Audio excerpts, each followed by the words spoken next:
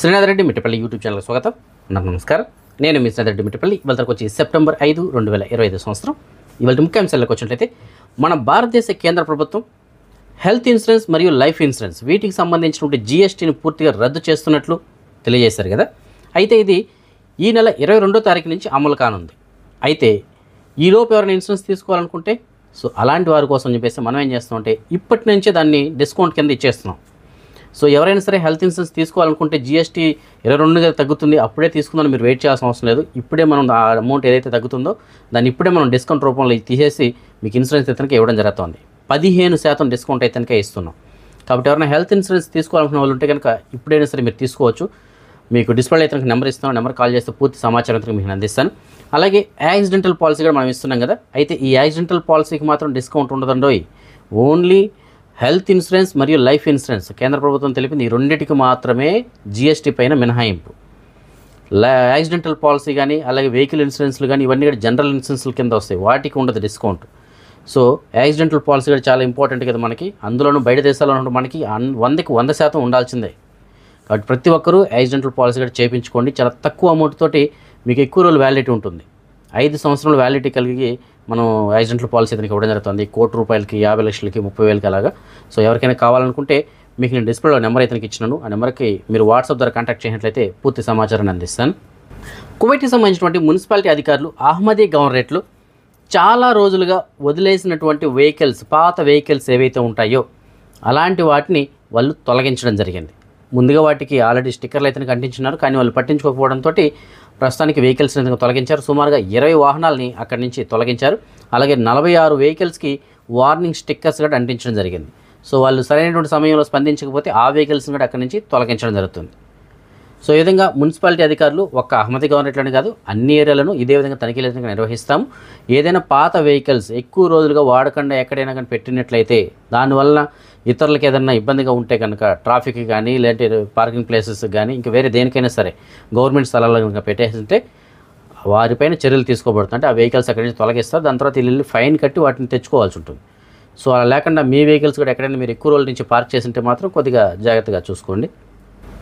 మాదక ద్రవ్యాల కేసులో జైలు శిక్ష పడి తప్పించుకొని తిరుగుతున్నటువంటి ఇరాక్కు సంబంధించిన ఒక వ్యక్తిని జహరా గవర్నరేట్లు భద్రతా అధికారులు అదుపులోకి తీసుకున్నారు.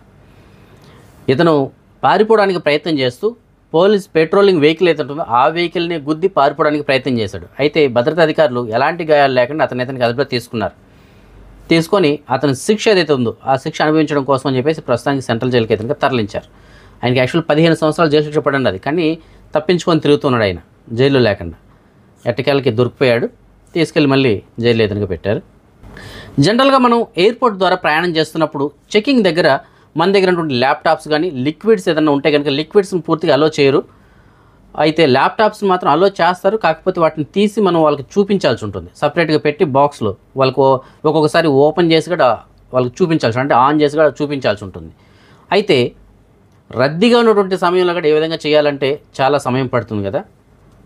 దీన్ని దృష్టిలో పెట్టుకొని దుబాయ్ ఇంటర్నేషనల్ ఎయిర్పోర్ట్ కొత్త విధానాన్ని తీసుకొచ్చింది. ఎందుకంటే ప్రపంచంలోనే అత్యంత రద్దీగా ఉన్నటువంటి ఎయిర్పోర్ట్లో దుబాయ్ ఒకటి నెంబర్ 1 అని చెప్పేసి మనం చెప్పుకోవాలి. ఈ దుబాయ్ ఇంటర్నేషనల్ ఎయిర్పోర్ట్ ద్వారా ఈ సంవత్సరం మొదటి 6 నెలల కాలంలో ఎంతమంది ప్రయాణికులు జర్నీ చేశారో తెలిసిన 46 మిలియన్ల మంది, అంటే 4,60,00,000 మంది 6 నెలల కాలంలో దుబాయ్ ఇంటర్నేషనల్ ఎయిర్పోర్ట్ ద్వారా ప్రయాణం చేశారు. అంటే ఎంత రద్దీగా ఉంటుందో ఒకసారి ఊహించుకోండి. అంత రద్దీగా ఉన్నటువంటి ఎయిర్పోర్ట్లో మీ ల్యాప్టాప్ తీసి పక్కన పెట్టండి, అలాగే మీ బ్యాగ్లో ఉన్నటువంటి లిక్విడ్స్ తీసి పక్కన పెట్టండి, దాన్ని ఆన్ చేయండి, చూపించండి అంటే వాళ్ళు అప్పుడు ఎంత సమయం పట్టాలి? ఇలాంటి దాన్ని తగ్గించడం కోసం అని చెప్పేసి దుబాయ్ ఇంటర్నేషనల్ ఎయిర్పోర్ట్లో ట్రయల్ బేస్ కింద 1, 2, 3 ఈ టెర్మినల్స్లో ఒక కొత్త విధానాన్ని తీసుకొచ్చారు. అక్కడ లేటెస్ట్ టెక్నాలజికల్ ఉండే మిషన్స్ పెట్టడం జరిగింది. మన ల్యాప్టాప్ కానీ 100 ml కన్నా తక్కువ లిక్విడ్స్ ఏదైనా ఉంటే కనుక వాటిని మనం లగేజ్ నుంచి తీయాల్సిన అవసరం లేదు. లగేజ్లోనే పెట్టేస్తే అది ఆటోమేటిక్గా మిషన్లోనే స్కాన్ అయిపోతుంది. స్కాన్ అయిపోయిన తర్వాత మనం మామూలుగా తీసుకెళ్ళిపోవచ్చు. లేదంటే వాటన్నిటిని తీసి బాక్స్లో పెట్టి వాళ్ళు చెక్ చేయాలంటే బోల్ టైం పడుతుంది. అందులో ఇంత రద్దీగా ఉంటే ఎయిర్పోర్ట్లో చాలా కష్టం. ప్రస్తుతానికి ఈ 1, 2, 3 టెర్మినల్స్లో పెట్టడం వల్ల మంచి స్పందన ఇతనికి వచ్చిందంటున్నారు. చాలా సక్సెస్ అయిందని చెప్పేసి అంటున్నారు. అన్ని టెర్మినల్స్లో కూడా దీన్నే వర్తింపజేయడానికి ఇతనిగా చూస్తున్నారు. ఇది ఒక దుబాయ్లోనే కాదు, ప్రపంచంలోని చాలా ఎయిర్పోర్ట్లు దీన్ని అమలు అయితే చేస్తున్నారు ఆల్రెడీ. ఆల్రెడీ ట్రయల్ బేస్ కింద చేసి అమలు చేయడానికి ప్రయత్నాలు చేయడం జరుగుతుంది. కొన్నిట్లు అమలు చేస్తూ ఉన్నారు. భవిష్యత్తులో అన్ని ఎయిర్పోర్ట్లు కూడా ఏ విధంగా చేయడానికి అయితే అవకాశం ఉంటుంది. కాకపోతే దానికి వాడేటువంటి మిషనరీ ఏదైతే ఉంటుందో అది కొద్దిగా కాస్ట్లీతో కూడుకున్నది కాబట్టి కొన్ని ఎయిర్పోర్ట్లు ఏర్పాటు చేసి ఉంటారు, కొన్నిట్లో లేదు. కానీ భవిష్యత్తులో మాత్రం నాకు తెలిసి అన్ని ఎయిర్లోనూ ఏర్పాటు చేయడానికి అవకాశాలు అయితే కనిపిస్తున్నాయి. పశ్చిమ సౌదీ అరేబియా ప్రాంతంలో అంటే వెస్ట్ సౌదీ అరేబియా ఈ ప్రాంతంలో సెప్టెంబర్ 3వ తారీఖు రాత్రి అంటే సూర్యాస్తమయం అయిన కొంత సమయానికి ఆకాశంలో ఒక వెలుగు వచ్చింది. ఒక టార్చ్ లైట్ వేస్తే ఏ విధంగా అయితే వెలుగు వస్తుందో ఆ విధంగా పైనుంచి కిందకి వెలుగు వచ్చింది. వెలుగు వచ్చినటువంటి కొంత సమయానికి అది పేలిపోయినట్లు కనిపించింది అనమాట. ఇది మొత్తం కూడా రికార్డ్ అయ్యింది. అయితే అది ఏమిటి అనే దాని గురించి ఎవరికి ఒక క్లారిటీ ఏదైనా లేదు. చాలామంది ఏమనుకున్నారంటే ఇది యూఎఫ్ఓలు అయి ఉండొచ్చు, అంటే గ్రహాంతరవాసులకు సంబంధించింది అయ్యి ఉండొచ్చు అని కొంతమంది అంటే, లేదు ఏదైనా రాకెట్స్ సీక్రెట్గా ప్రయోగం చేస్తున్నారని చెప్పేసి కొంతమంది అనుకుంటే, లేదంటే ఏదైనా వేరే దేశాల నుంచి కానీ లేదంటే వీళ్ళు కానీ ఏదైనా ప్రయోగం చేసినప్పుడు ఆ రాకెట్స్ పైన పేలిపోయిండొచ్చు అని చెప్పేసి కొంతమంది అంటుంటే, సో ఇలా రకరకాల ఊహాగానాలు అయితే వచ్చి కొంతమంది ఉల్కలు ఆ విధంగా వచ్చి ఉండొచ్చేమో అని చెప్పేసి అన్నారు. కానీ అధికారికంగా దీనికి సంబంధించి ఎవరు కానీ ముందుకు రాలేదు. సో అక్కడ మిలిటరీ కానీ మేము ఎలాంటి ప్రయోగాలు చేయలేదని చెప్పింది. అలాగే ఆర్మీ ఎయిర్ ఫోర్స్ వాళ్ళు కానీ ఏమీ చేయలేదని చెప్పేసి అంటున్నారు. అలాగే బయట దేశాలంటే వచ్చింది ఏమీ లేదు, ఇక్కడి నుంచి ప్రయోగాలు చేసింది ఏమీ లేదు, ఆ సమయానికి ఉల్కలు కూడా రాలేదని చెప్పేసి అంటున్నారు. మరి ఏంటది? సో ఇది ఒక ప్రశ్నార్థకంగా మిగిలింది. సో ఇది సెప్టెంబర్ 3నే కాదు, ఈ సంవత్సరంలో ఈ విధంగా సౌదీ అరేబియాలో 3 సార్లు జరిగిందని చెప్పేసి అంటున్నారు. మే 13వ తారీఖున అలాగే జూలై 1వ తారీఖున కూడా ఇదే విధంగా జరిగిందని చెప్పేసి అంటున్నారు. దానికి సంబంధించిన వీడియో కూడా మీకు నేను డిస్ప్లేలో ప్లే చేస్తాను, మీరు చూసిండొచ్చు. బహుశా అది ఏమిటో తెలియట్లేదు. ఒక కాంతిలాగా పైనుంచి కిందకు వస్తుంది, కిందకి పడుతుంది, మళ్ళీ అది పేలిపోతుంది. అది ఏంటి అనేటువంటిది ప్రస్తుతానికి అయితే కనుక ఎవరికి అంతుపట్టట్లేదు. కానీ దీనికి సంబంధించిన పూర్తి వివరాలు అయితే కనుక త్వరలోనే మనకి సైంటిస్టులు పూర్తిగా కనుక్కొని తెలియడానికి అయితే కనుక అవకాశాలు ఉన్నాయి. మరిన్ని అప్డేట్స్ చూసే ముందు ఫ్రెండ్స్, మీరు ఎవరైనా సరే కొత్త ఇంటిని నిర్మించుకొని ఉండి అందులో మీరు గ్రానైట్స్ కానీ మార్బల్స్ కానీ పరిపించుకోవాలనుకుంటున్నారా? లేదు మీ పాత ఇంటికే అందమైనటువంటి మార్బల్స్ కానీ గ్రానైట్స్ కానీ వేపించుకోవాలనుకుంటున్నారా? అయితే డిస్ప్లేలో మీకు ఇంతకుముందు కువైట్లో ఉండి ప్రస్తుతానికి ఇండియాకి వెళ్ళి ఈ మార్బల్స్ పరచేటువంటి పని చేస్తున్నటువంటి మన తెలుగు వ్యక్తి, మనకు బాగా తెలిసినటువంటి వ్యక్తి, తిరుపతి జిల్లా బాక్రాపేటకి సంబంధించినటువంటి లక్ష్మీ గ్రానైట్స్ వాళ్ళు మంచి సర్వీస్ ఇతనికి అందిస్తున్నారండి. మీకు చిత్తూరు జిల్లా కావచ్చు, తిరుపతి జిల్లా కావచ్చు, అన్నమయ్య జిల్లా కావచ్చు, కడప జిల్లా కావచ్చు, ఈ చుట్టుపక్కల ఎక్కడైనా సరే మీ ఇంటికి కనుక మార్బల్స్ కానీ గ్రానైట్ కానీ అందంగా వేయించుకోవాలి అంటే కనుక ఆయన్ని కాంటాక్ట్ చేయండి.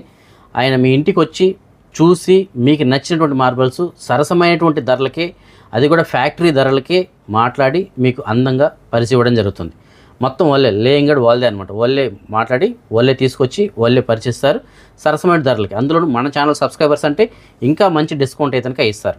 సో మీకు ఎవరికైనా సరే ఆ సర్వీస్ కావాలనుకుంటే మీకు డిస్కౌంట్ నెంబర్కి కాల్ చేయండి, పూర్తి సమాచారం అయితే కానీ మీకు అందిస్తారు.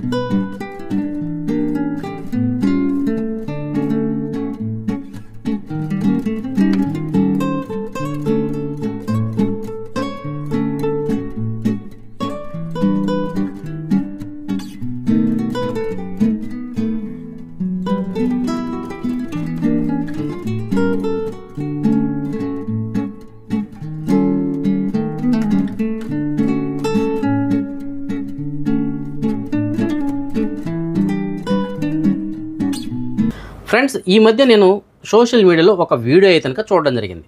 ఆ వీడియో ఏమిటో ఒకసారి నేను మీకు ప్లే చేస్తాను, ఒకసారి వినండి. భగవంతుడు మనకి ఇచ్చిన వయసు 120 ఏళ్ళు. మనం అంతా కూడా మిస్యూజ్ చేస్తున్నాం కాబట్టి చాలా మంది ఇబ్బందులు పాలవుతున్నారు. దానికి కూడా తొందరలో నేను ఒక ఆరోగ్యం కోసం ఒక బెస్ట్ బిల్ గేట్ ఫౌండేషన్ తో వర్కౌట్ చేస్తున్నాం. ప్రివెంటివ్ హెల్త్, క్యూరేటివ్ హెల్త్, అదే మరిగా రియల్ టైం మానిటరింగ్ ఆన్లైన్ లో పెట్టి మీ ఆరోగ్యాన్ని పరిరక్షించడానికి పూర్తిగా బాధ్యత తీసుకున్నట్టుగా ఒక పైలట్ జరుగుతా ఉంది. ప్రపంచంలో ఉండే నాలెడ్జ్ అంతా తీసుకొచ్చి పేరు కూడా సంజీవన్ అనే పేరు పెట్టాం. సో విన్నారు కదా, ఈ మాటలు అంటున్నటువంటిది ఏ సామాన్యమైనటువంటి వ్యక్తో కాదు, ఆంధ్రప్రదేశ్ ముఖ్యమంత్రి వర్లైనటువంటి నారా చంద్రబాబు నాయుడు గారు. ఆయన అంటుంది ఏమిటి, మనిషి యొక్క యావరేజ్ వయసు అనేటువంటిది తక్కువ అనుకుంటే 120 సంవత్సరములు. కాకపోతే దాన్ని మనం మిస్యూజ్ చేసి తక్కువ ఏజ్కి మన ఆయుష్ని అయితే తగ్గించుకుంటున్నాము అని చెప్పేసి ఆయన అంటున్నారు. మామూలుగా అయితే కనుక మనం 120 సంవత్సరాలు తక్కువ అనుకుంటే 120 బతకచ్చు, అంతకన్నా ఎక్కువ బతకడానికి ఛాన్సెస్ ఉన్నాయి. కానీ మనం చేసినటువంటి మన తప్పులే మన వయసును తగ్గించేస్తున్నాయి. సో దీనికోసం అని చెప్పేసి సంజీవిని అని చెప్పేసి తీసుకురాబోతున్నాం అని చెప్పేసి అంటున్నారు. అంటే సంజీవిని అంటే ఏదో కాదు, ప్రస్తుతానికి బిల్ గేట్స్కి సంబంధించినటువంటి సంస్థలు ఏవైతే ఉన్నాయో, వాళ్ళు బిల్ గేట్స్ ఫౌండేషన్స్ ఏవైతే ఉన్నాయో వాటితో సంప్రదింపులు జరిపి లేటెస్ట్ టెక్నాలజీతోటి కొన్ని తీసుకురాబోతున్నారు. వాటి కారణంగా మన ఆయుర్దాయం అయితే కనుక పెరగడానికి అవకాశం ఉంటుంది. సో అవి ఏమిటి, ఎలాగా అనే దాని గురించి ప్రస్తుతానికి అయితే కనుక మనకి వెలువడించలేదు, కానీ ఆయన ఆ మాటలు అయితే కనుక అన్నారు. సో అది విన్నప్పుడు చాలామంది నవ్వుకున్నారు, అలాగే ట్రోల్స్ కూడా చేశారు. సో మనం కూడా వినేసి కామ్గా ఉన్నాం. కానీ ఇది నిజమే అని చెప్పేసి నిన్న చైనాలో జరిగినటువంటి మీటింగ్ ఏది ఉందో ఆ మీటింగ్ తర్వాత అర్థమవుతుంది. ఆ మీటింగ్లో ఇది అన్నది ఆంధ్రప్రదేశ్లో చంద్రబాబు నాయుడు గారు. అయితే చైనాలో రష్యా అధ్యక్షుడు మరియు చైనా అధ్యక్షుడు ఇద్దరు కూర్చొని మాట్లాడుతున్నప్పుడు ఇదే విషయం గురించి వాళ్ళు చర్చించడం జరిగింది. ప్రస్తుతానికి మనిషి ఆయుర్దాయం యావరేజ్ పైన 70 సంవత్సరాలుగా ఉంది. కాకపోతే దాన్ని మనం 150 సంవత్సరాలకు పెంచవచ్చు. ఇప్పుడున్నటువంటి టెక్నాలజీని ఉపయోగించి మనం 150 సంవత్సరాలకు పెంచవచ్చు. అయితే 150 సంవత్సరాలు అంటే ఏదో మంచం మీద పడుకొని బతకడం కాదు. చైనాలో జపాన్లో అలాగైతే 100 సంవత్సరాలు పైబడిన వాళ్ళు చాలామంది ఉన్నారు. సో వాళ్ళు ఏంటి, ఒక వయసు దాటిన తర్వాత వాళ్ళు ఒక సత్తు అనేటువంటిది ఉండదు. ముసలి వాళ్ళు అయిపోయి పని చేయలేనటువంటి పరిస్థితుల్లో మంచానికి అలా పరిమితమై ఉంటారు. ఆ విధంగా ఎక్కువ సంవత్సరాలు బతుకుతూ ఉంటారు కొంతమంది. సో అలా కాదు, యువకుడులాగా బతకాలి. మనం ఏ విధంగా అయితే ఉన్నామో అదే విధంగా బతకాలి ఆ 120 సంవత్సరాలు 150 సంవత్సరాలు కూడా. సో అలాంటి టెక్నాలజీని ఆ విధంగా తీసుకురావాలని చెప్పేసి ప్రస్తుతానికి వాళ్ళైతే కనుక ఆ చర్చల్లో మాట్లాడుకోవడం జరిగింది. సో దాన్ని బట్టి మనకు అర్థమవుతుంది ఏంటి, భవిష్యత్తులో ఇది జరగడానికి అయితే కనుక ఎక్కువగానే ఛాన్సెస్ అయితే కనుక ఉన్నాయి. ఎందుకంటే జరిగేటువంటి ఛాన్సెస్ లేకపోతే ఇంత పెద్ద నాయకులు ఆ మాటలు నోట్లో నుంచి అనరు. ఎందుకంటే మన అంటే వాళ్ళు మాట్లాడుకుంటే అది వేరే సంగతి. అంత దేశాధ్యక్షులు అంతలోనూ పెద్ద దేశాధినేతలు ఆ విధంగా మాట్లాడుతున్నారు అనేసి అంటే అందులో నిజమైతే కనుక ఉండొచ్చు. ఆల్రెడీ ట్రయల్స్ అయితే కనుక జరుగుతూ ఉన్నాయి. భవిష్యత్తులో మనిషి యొక్క ఆయుర్దాయం భారీగా పెరగనుంది. అయితే ఈ విధంగా పెరగడం వల్ల నష్టాలు ఏముంటాయి అనేటువంటిది ఇప్పుడు ప్రశ్నార్థకం. మీరు కూడా ఒకసారి ఊహించుకోండి. ఇప్పుడు మనం ఇన్ని సంవత్సరాలు 70 సంవత్సరాలు 80 సంవత్సరాలు బతికితేనే ఇప్పుడు పరిస్థితులు ఈ విధంగా ఉన్నాయి. మనం 120 ఏళ్ళు 150 ఏళ్ళు బతికితే అప్పుడు పరిస్థితులు ఎలా ఉంటాయి? నాకు తెలిసి అప్పుడు దానికి తగ్గట్టు ఏదైనా టర్మ్స్ అండ్ కండిషన్స్ మళ్ళీ గవర్నమెంట్స్ పెట్టచ్చేమో, అంటే కొన్ని నిబంధనలు ఏదైనా పెట్టచ్చేమో. కానీ ఏదైనప్పటికీ భవిష్యత్తులో మాత్రం మంచి టెక్నాలజీలు ఏదైనా రాబోతున్నాయి, మనిషి ఆయుర్దాయం పెరగబోతుంది. అలాగే మనలో ఏదైనా సరే ప్రాబ్లమ్స్ వచ్చినా కూడా, అంటే మనకి ఏదైనా హెల్త్ ఇష్యూస్ వచ్చినా కూడా వాటిని త్వరగా మనం క్యూర్ చేసుకోవడానికి, లేదంటే వాటిని రీప్లేస్ చేసుకోవడానికి. ఇప్పుడు ఎందుకంటే ఆల్రెడీ ఆర్టిఫిషియల్ ఇంటెలిజెన్స్ తోటి కృత్రిమ కిడ్నీలు కానీ లివర్లు కానీ హార్ట్లు కానీ తయారైపోతున్నాయి ఫ్యాక్టరీల్లో, అంటే ల్యాబుల్లో తయారు చేసేస్తున్నారు. సో గుండె పోతే ఆ గుండె తీసుకొచ్చి చేసేసుకోవడం, కిడ్నీ పోతే ఆ కిడ్నీ తీసుకొచ్చి చేసేసుకోవడం. సో ఇలాంటివి జరుగుతున్నాయి ఆల్రెడీ ప్రయోగాలు అయితే కనుక. సో భవిష్యత్తులో ఇంకా ఎన్ని చూడాల్సి వస్తుందో మనం. సో ఏదైనప్పటికీ భవిష్యత్తులో మాత్రం మనిషి ఆయుర్దాయం అయితే కనుక పెరగనుంది. మన సబ్స్క్రైబర్స్ చాలామందికి ఒక డౌట్ ఉంది, అన్న కువైట్లో ఫింగర్స్ పడి ఇంటికి వెళ్ళిన తర్వాత వేరే దేశాలకు వెళ్ళొచ్చా, వేరే జీసీసీ కంట్రీస్కి వెళ్ళొచ్చా అని చెప్పేసి అడుగుతున్నారు. అయితే మనం చాలా రోజులుగా చెప్తున్నాం, ఫింగర్స్ వన్స్ పడిన తర్వాత కువైట్కి అయితే కనుక తిరిగి రావడానికి అవ్వదు. ఆ ఫింగర్స్ ఉన్నంతకాలం రావడానికి కుదరదు. మ్యాక్సిమం తీర కూడా అలాగే ఉంటాయి. 99.9% అయితే కుదరదు. ఏదో 1% 0.5% ఇంకేదన్నా వాళ్ళ అదృష్టం బాగుండి ఇంక వేరే ఏదైనా మార్గాల ద్వారా వస్తే అది చెప్పలేం. కానీ చట్టం ప్రకారం అయితే మాత్రం రావడానికి కుదరదు. అయితే వేరే జీసీసీ కంట్రీస్ వెళ్ళొచ్చు అంటే వాటికి కూడా ఇక్కడ మనకు ఫింగర్స్ పడినటువంటిది ఏ కారణం చేత పడ్డాయి అనే దాన్ని బట్టి ఆధారపడి ఉంటుంది ఆన్సర్. సో వీళ్ళకి ఏదో చిన్న చితకు అంటే ఇంట్లో పారిపోయారో లేదంటే అకామం లేదు ఇలాంటి వాటికి అయితే కనుక పెద్ద ప్రాబ్లం అయితే ఉండదు. అక్కడ మీకు వెళ్ళడానికి అయితే కనుక మ్యాక్సిమం ఛాన్సెస్ ఉంటాయి. అయితే మనకు పడినటువంటి ఫింగర్స్ ఏదైనా పెద్ద కేసుల్లో కనుక ఇరుక్కుని కనుక పడినట్లయితే, ఫర్ ఎగ్జాంపుల్ మాదద్రవ్యాలు, మద్యం, ఇంకా వేరే ఏదైనా ఇంకా పెద్ద కేసులు ఇలాంటి వాటిలో కనుక ఫింగర్స్ పడి ఎక్కడి నుంచి కనుక బహిష్కరణ గురై ఉంటే జీసీసీ కంట్రీస్లోకి ఎంట్రీ అయితే కనుక ఉండదు. ఎందుకంటే ఇప్పుడు అన్ని జీసీసీ కంట్రీస్ కూడా ఒకదానికొకటి అనుసంధానమైన ఉన్నాయి. ఉదాహరణకి మన సబ్స్క్రైబర్ మనకి మెసేజ్ పెట్టడం జరిగింది, వాళ్ళకి ఆల్రెడీ కువైట్లో ఫింగర్స్ పడ్డాయి, మద్యం కేసులో ఫింగర్స్ పడడం జరిగింది. అంటే మద్యం సేవించున్నాడు, దాంతో ఫింగర్స్ పడ్డాయి, ఇంటికి పంపించేశారు. ఇంటికి వెళ్ళిన తర్వాత సౌదీ అరేబియాకి వీసా తీసుకున్నారు, సౌదీ అరేబియాకి రావడం జరిగింది. ఎయిర్పోర్ట్లో దిగాడు. ఎయిర్పోర్ట్లో దిగిన తర్వాత ఇమిగ్రేషన్ దగ్గర ఆపేశారు. బాబు నైనా నువ్వు ఇక్కడే ఆగు, నీకు ఆల్రెడీ కువైట్లో ఫింగర్స్ పడి ఉన్నాయి, నువ్వు సౌదీ అరేబియాలోకి ఎంట్రీ అవ్వడానికి కుదరదు, ఇటు నుంచి నేను రిటర్న్ పంపిస్తున్నావు, నువ్వు ఏ ఫ్లైట్కి అయితే వచ్చావో ఆ ఫ్లైట్కి పంపిస్తావు, లేదంటే వేరే ఫ్లైట్కి పంపిస్తావు అని చెప్పేసి వాళ్ళే వేరే ఫ్లైట్కి టికెట్ తీసి పంపించేశారు. అయితే ఆ టికెట్ డబ్బులు ఆయన దగ్గర లేవు. దానికి మార్గం ఎలాగంటే ఆయన ఇండియాకి వెళ్ళి దిగిన తర్వాత ఎయిర్పోర్ట్లో ఆ డబ్బులు కట్టాలి. ఆయనైనా కట్టాలి, లేదంటే వాళ్ళ బంధువులు ఎవరైనా వచ్చి ఆ డబ్బులు కట్టాలి. కట్టిన తర్వాత ఆయన ఎయిర్పోర్ట్ నుంచి బయట వెళ్ళడానికి కుదురుతుంది. సో ఆ విధంగా అక్కడి నుంచి ఆయన రిటర్న్ పంపించేశారు. పాస్పోర్ట్లో కూడా క్రాస్ మార్క్ వేసేశారు. నో ఎంట్రీ అంటే సౌదీ అరేబియాలోకి ఎంట్రీ లేదు అని చెప్పేసి రాసేశారు. సో కువైట్లో పడింది ఫింగర్స్ కువైట్లో, కానీ సౌదీ అరేబియాకి నో ఎంట్రీ. అంటే మనకు పడినటువంటి ఫింగర్స్ ఏ కారణం చేత పడ్డాయి అనే దాన్ని బట్టి కూడా ఆధారపడి ఉంటుంది. కాబట్టి ఇక్కడ ఏదో తప్పు చేసేస్తే వెళ్ళిపోవచ్చులే, ఇంకా మళ్ళీ ఖతర్కో లేదంటే సౌదీకో దుబాయ్కో వెళ్ళిపోవచ్చులే అని మాత్రం అనుకోకండి. జీసీసీ కంట్రీస్లో అన్నిటికీ కూడా లింక్ అయితే అనుకుంటుంది. పెద్ద కేసుల్లో కనుక ఫింగర్స్ పడి ఉంటే ఏ కంట్రీ కానీ ఈ జీసీసీ కంట్రీస్లో దేనికి కానీ వెళ్ళడానికి అయితే కనుక అవకాశం ఉండదు. మన సబ్స్క్రైబర్ ఒకరు మనకి మెసేజ్ పెట్టారు. ఆయనకి వీసా కావాలి అని చెప్పేసి అంటున్నారు. ఆయన గతంలో కువైట్లో పనిచేశారు. ఆయనకి స్వీట్స్ మరియు హాట్స్ అంటే మిక్చర్ ఇవి ఉంటాయి కదా, వాటిలో చేయడం అయితే కనుక బాగా అనుభవం ఉంది. ఆయన మాస్టర్ కూడా. కాబట్టి మీకు తెలిసిన చోట ఎక్కడైనా సరే ఈ విధంగా స్వీట్స్ బాగా చేయడం వచ్చిన వాళ్ళకి వీసా ఏదైనా ఉంటే కనుక మీకు నేను డిస్ప్లేలో ఆయనకి సంబంధించిన నెంబర్ ఇచ్చాను. ఆ నెంబర్ కాల్ చేసి ఆయనకి సమాచారం అందించగలరు. ఇవాళ ఉండ్రు ఫౌజ్ అనేటువంటి అమ్మాయి పుట్టినరోజు జరుపుకోవడం జరుగుతుంది. ఈ పాపకి పుట్టినరోజు శుభాకాంక్షలు తెలియజేస్తుంది తల్లిదండ్రులైనటువంటి లవరాజ్ కుమార్ మరియు దుర్గా భవానీ గారు. లవరాజ్ కుమార్ గారు మరియు దుర్గా భవానీ గారు వారి యొక్క కుమార్తె అయినటువంటి ఉండ్రు ఫౌజ్కి శుభాకాంక్షలు తెలియజేస్తున్నారు. ఇంకా ఎవరైనా మన సబ్స్క్రైబర్స్ యొక్క పిల్లలు వాళ్ళ పుట్టినరోజు జరుపుకుంటుంటే వారికి కూడా నా తరపున అలాగే మన ఛానల్ సబ్స్క్రైబర్స్ అందరి తరపున పుట్టినరోజు శుభాకాంక్షలు. అదే మనం ఈ మనీ ఎక్స్చేంజ్ విషయానికి వచ్చినట్లయితే ప్రస్తుతానికి ఒక కువైట్ దినార్ మన భారతదేశం రూపీస్లో సుమారుగా $287.35 ఉంది. సో మంచి ఎక్స్చేంజ్ రేట్ కొనసాగుతుంది. బంగారం విషయానికి వచ్చినట్లయితే బంగారం ధర మాత్రం భారీగానే పెరిగిందని చెప్పేసి మనం చెప్పుకోవాలి. మాలియాలో ఉన్న సూకల్ వతేలో ఉన్నటువంటి షాప్ నెంబర్ 121లో ఉన్న ఎఫ్కే జ్యువెలర్స్ వాళ్ళు మనకు అందించిన సమాచారం మేరకు 22 క్యారెట్ల బంగారం ప్రస్తుతానికి 1 గ్రామ్ ధర 32 దినార్ల 651 పిల్స్గా ఉంది.